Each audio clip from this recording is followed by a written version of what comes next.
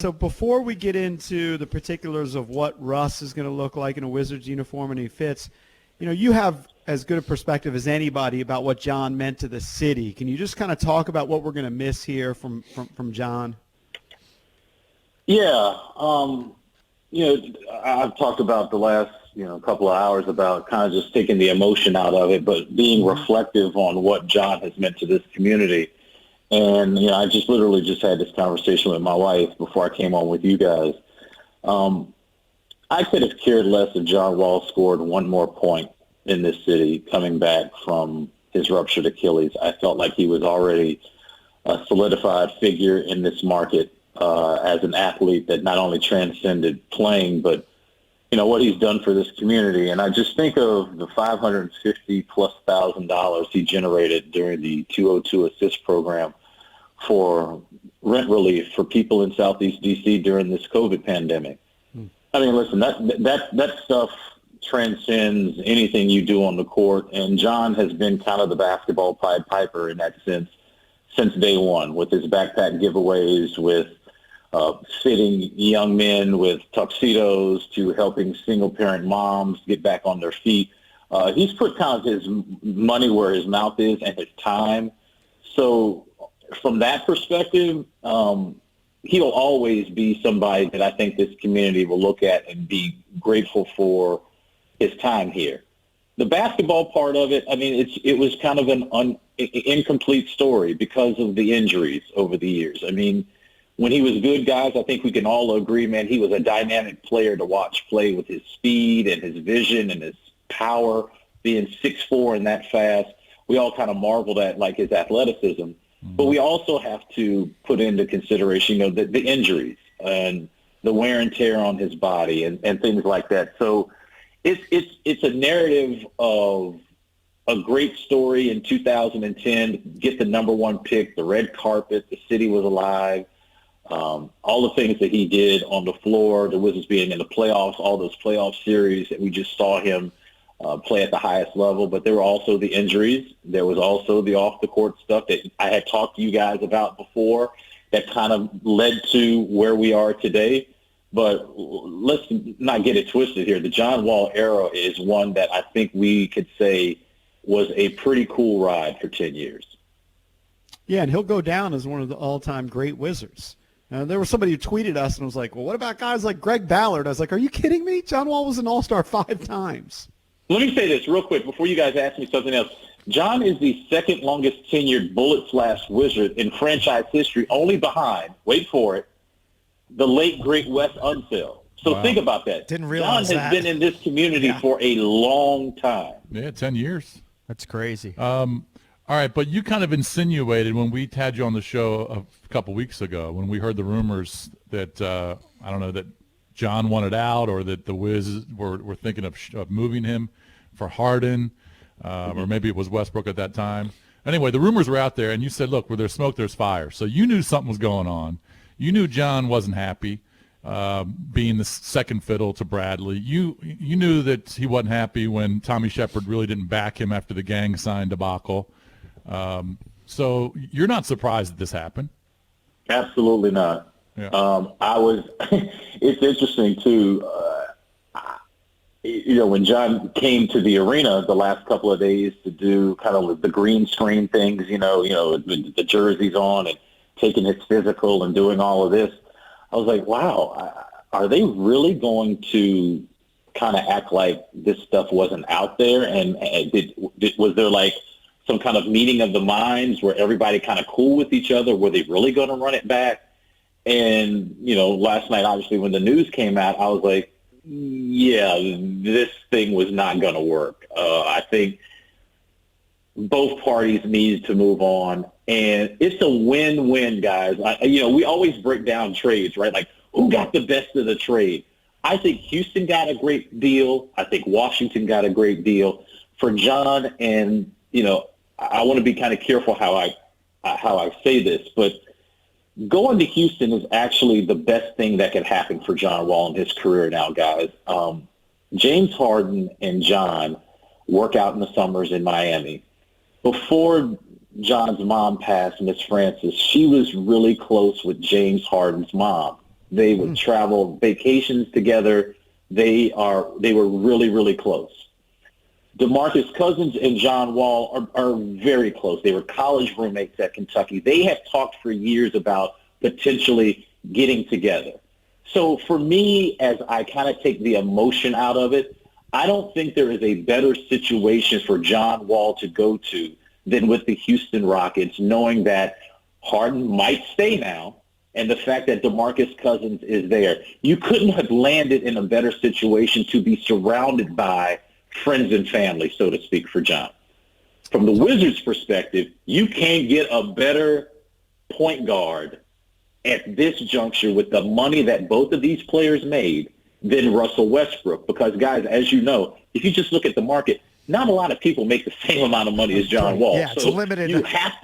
You have to go find somebody that at least makes comparable money to make this deal work. And the fact that Wizards had to give up a lottery-protected first-round pick in 2023, that's a down-the-road, kick-the-can kind of lottery-protected first-rounder. So once they got that sweetener into the deal, I think that's how the deal got done yesterday. Chris, I'm not worried about the Westbrook-Beal pairing. I think they'll be fine. But how does Westbrook elevate some of the ancillary pieces like Rui, like a young guy like Troy Brown Jr., like Denny, the 19-year-old draft pick? How does he work with those other pieces here on this Wizards roster?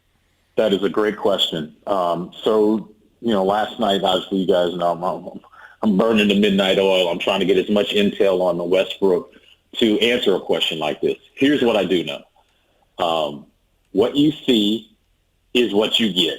What you see with Westbrook game nights is the same Russell Westbrook you're going to see every day in practice. There will be no mixed messaging. There will be no passive aggressiveness. If he has an issue, he will say something. The way he plays in games is the way he goes about his business in practice. So what that means for young players is it's up to them to figure it out because he is a demanding teammate. I've heard he is a great teammate. He empowers his teammates, but it's going to be different because, guys, you've lived in this community your whole life. This is my 14th year on the beat. Here's what I do know. Have you guys ever heard of the Washington Wizards / Bullets making a trade to bring in a former MVP 9-time All-Star? This is huge news for a community that just doesn't see trades like this happen. So Russell Westbrook is star quality, and he might be 32, and we can look at the analytics and see how he shoots and all this other stuff, but he's going to be box office. I'm curious to see if the league is now trying to figure out a way to put the Wizards now on national TV. This is a significant move for Washington, and again, a win-win trade for both teams. Yeah, I think, people are in their feelings with John Wall, and that's understandable. They have every right to be, by the way. Yeah, absolutely. Yeah. And it's going to be different because of COVID, but if you had an arena with fans, Russell Westbrook's going to win them over so quickly with the way he plays. I actually think, Chris, he's good chance he's going to be the leading rebounder on this team. That's possible, actually. I mean, listen, he had 3 straight years of averaging a triple-double. I mean, listen, whatever it takes for him on the floor, he's going to do it. And here's the one thing we haven't talked about. Reuniting with Scott Brooks, I'm sure, was a huge factor in him wanting to come to D.C. I told this story last night. When Scott Brooks came back to Oklahoma City for the first time as the Wizards coach, they played this really nice video. And as you guys know, I mean, Oklahoma City is one of the toughest places to play. That crowd is engaged for 48 minutes. But Russell Westbrook does not engage with the opposition. In fact, he doesn't want anything to do with the opposition. He says Spalding is his best friend, and he's there with his teammates. He could care less about the opposition. But he did make a point to go over and shake Scott Brooks' hand, and they had a moment there. So that told me something, I guess that would have been 5 years ago, that there is a connection with those two. So I'm sure Scotty is excited about being able to reunite with Russell, and I think that was a major part as to why this deal got done. Chris, here's my concern if I was a big Wizards fan. So we just had a former scout on the show, former scout for the Wizards, Brian Oranger, correct? That's yes. His name? Yeah. And he says, I asked him, I said, where do you think this roster is now in terms of the playoff hunt? Is it a 5 seed? Is it a 6 seed? Because I just think if you have one of the best backcourts, I know they didn't do a lot in free agency, but if you have Westbrook and Bradley, you got a pretty damn good scoring threat there. So, but he says, I think they're still going to scratch and claw for that 8 seed. And if that's the case, Bradley's not going to be happy. He wants to go, he wants to win. He's already filthy rich, and he's going to get even filthier in 2 years, but he can leave in 2 years. If they're scratching and clawing for the 8 seed, that's basically where Bradley's been his entire career with John. That's where I would be concerned, is that they're not going to be good enough to keep him happy and want him to stay around here for the next 5 to 10 years. Bradley Beal is now the face of the Washington Wizards. It's his ball now. So a deal like this to bring Westbrook in, this team needs to win now. I mean, guys, we know this. This wasn't, even if John would have been here, the story was they have to get it done this year. It is imperative. You can't keep rebuilding over and over and over and kind of pieces and parts and fixing all this stuff. So when you have the type of money that's invested into a Westbrook and a Beal, you got to hit triples and home runs in your free agency and in your drafts, right? So now we're at a point where the Wizards have put young pieces now. Hopefully they developed, used the bubble to get better, to now qualify for the playoffs. Defense, to me, is still the issue with this team. Last year, I kept using this phrase, first team to 120 wins. That can't be the case this year. You can't be giving up 120 points, all right? Does Russell Westbrook change the needle in terms of the defense part of it? I don't know. We'll see. Adding a Robin Lopez is nice, but he's not even going to start over Thomas Bryant. Can Thomas Bryant get better? So to me, guys, this trade was all about moving on from John, finding someone that makes the same type of money where you can bring him in. And Russell Westbrook is a dynamic player. I'm not going to hold nothing against this MVP 9-time All-Star. But defensively, all I want to know is, can they be better this year? And if they're better defensively, they can score with anybody in the league. And it's not even, look, they can score anybody in the league. But can you make stops? Right. Hey, Chris, I have kind of a personal question. You're usually there on the court with all the fans.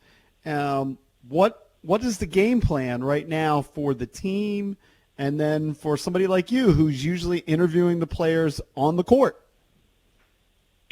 Chris Miller is going to be either at home or in the studios until this vaccine, and I want to see somebody take the vaccine first.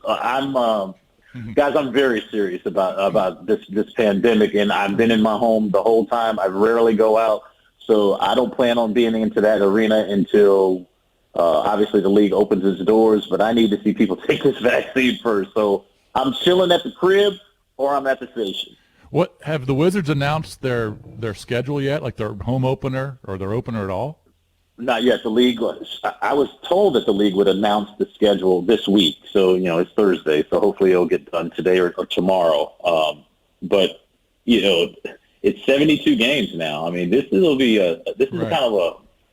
just different, right? It's a truncated training camp, only 3 preseason games.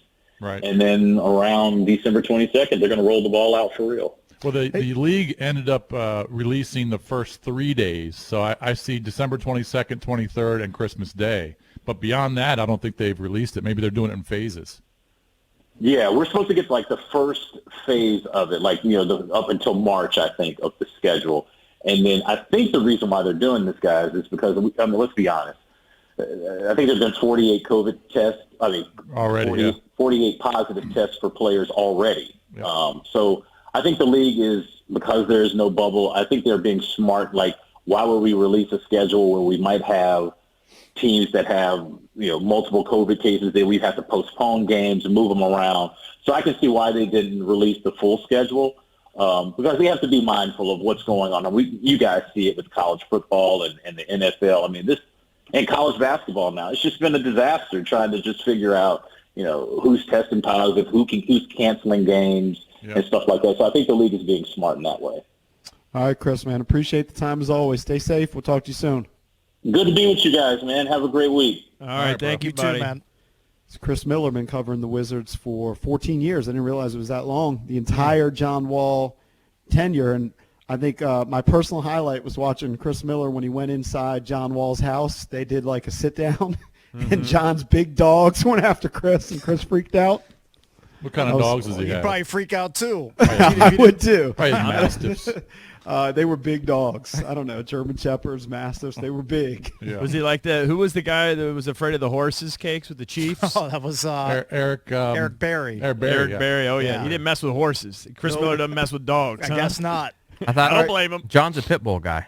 Oh, he's got pit Oh, believe so. I don't blame him then. Yeah, but I don't think they were pits. But, he might have just have a bunch of dogs.